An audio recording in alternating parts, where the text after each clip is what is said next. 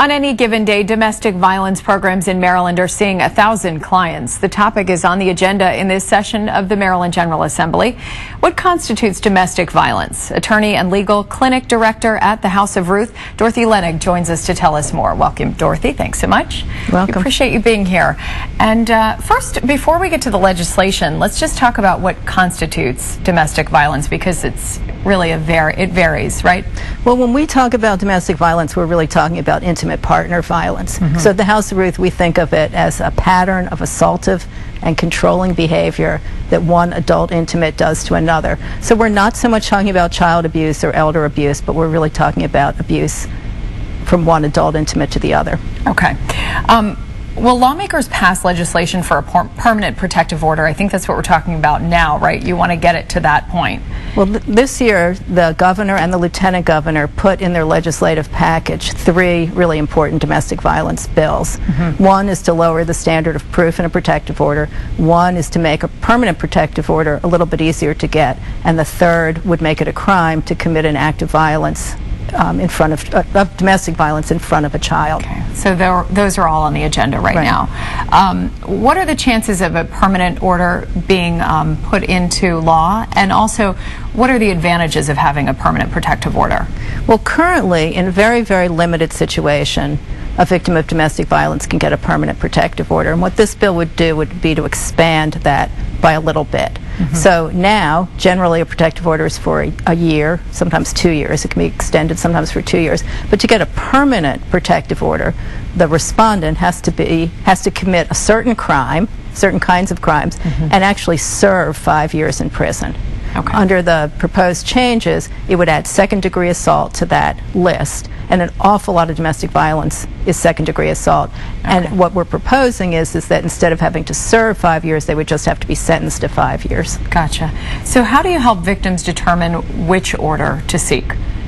When it's protective orders are for people who have the right relationship. So you have to either be current or former spouses, have a child in common, or be living together, generally, in order to get a protective order. If you're dating, then you need to get a peace order. And there's another bill in the front of the General Assembly this year to expand the protective order to include people in dating relationships. Okay.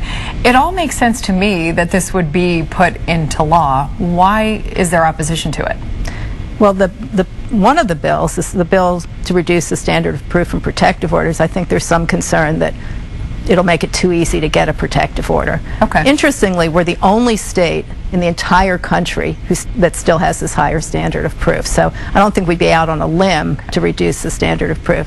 The permanent protective order, again, I think what most people don't understand with the permanent protective order, the only part of it that's permanent is that it orders the respondent to stay away from the victim and not to re-abuse her. So there's not a lot of relief in it. It's only for a very small group of people. It doesn't deal with any of the family law issues. Okay. And how will this legislation, if put in place, change things for you in terms of your ability to help people at the House of Ruth? To me, one of the really important bills would be changing the standard of proof in a protective order, because we represent about 1,300 or 1,400 people a year in protective orders. Right now, the petitioner comes in before the judge, the respondent's there, they're both telling their story of what happened. I think we all recognize, a lot of domestic violence is he said, she said. In order to get to this level of a preponderance of the evidence, which is the standard we'd like to change it to, the judge has to believe, kind of by 51%, that the petitioner is telling the truth, that this act of abuse occurred. Under the current standard, they have to get to clear and convincing evidence, which is, I don't know, 65 or 70%. It's just a much higher standard. And often there isn't really a lot of other evidence. It's really her word against his word. So I think this will make it easier for somebody who truly is in fear to be able to get a protective order. Okay. Put it in perspective for us, what we're dealing with here in Baltimore. How prevalent is domestic violence? Well, I think they say nationally that 1 in 4 people are victims of domestic violence. And I think Baltimore is the same as every place else. It cuts across every line that you can think of, every race, religion, age, economic status. People are being abused. And for those who don't know about House of Ruth, give us a little insight into what it is that you provide. The House of Ruth is a comprehensive domestic violence program. We have a 24-hour hotline. We have counseling both for people who are in our shelter and people who are not in our shelter. We have an 84-bed shelter. We have an abuser intervention program. a client service program, and the legal clinic. Our legal clinic is in Baltimore City, Prince George's County, and Montgomery County. Okay. And how rewarding is it for you to be part of that type of operation where you're actually helping empower women? People often say to me, oh, isn't it depressing working at the House of Ruth? And I always tell them, no, it's just the opposite, because I know, particularly in the legal clinic, that our clients would not have a lawyer were it not for the House of Ruth. And imagine being beaten up, going down to the courthouse, not having a clue what the judge is talking about, and having to fight against the person who just beat you up. Having us there, we can help stand with her and fight for what she has the right to have. So we represent some women in divorce or custody cases. Those are complicated. Making sure you get child support, alimony, use and possession of the house, part of the pension. These are complicated issues for anybody, much less somebody who's scared of the person they're litigating against. Yeah, I mean, the last thing you want to think about is how you're possibly going to go through this legal battle when you're dealing with something like that.